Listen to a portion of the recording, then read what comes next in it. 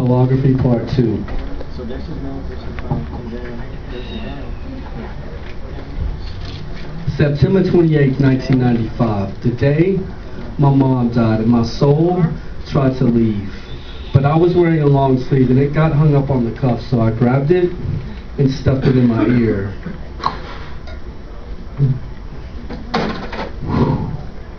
And this is what you hear, because the pain never left me and your stupidity never fails me as I'm nailed on my poetic acrosity. Point of emphasis, truth. The end of my origin is the beginning of me. Possibility, opportunity, endless tenacity. I went back and got my degree. You see, she had 4. A doctorate in sociology and a bachelor's in journalism. So you're whining, I can't hear, because your accomplishments are nowhere near the female of my origin.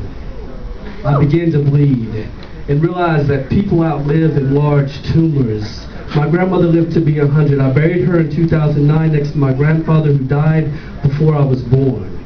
He went to Yale and was a forest ranger. He was hugging trees before tree hugging was mainstream, and he's the one for whom I have all my questions.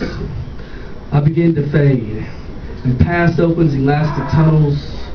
September 11th, 1991, the day I enlisted.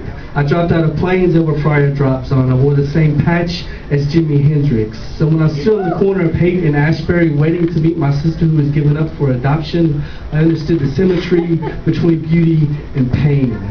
Lives ripped apart by broken promises, and promises have ostracized entire territories, but poets speak for the forgotten. Langston lyricized the day picking cotton.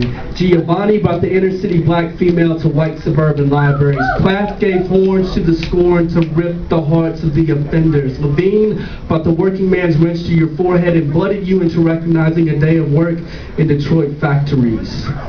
But I have none of this for you. I'm only getting started, so forgive my stumbling, but keep your eye in the rear view, because I'm coming. I'm coming.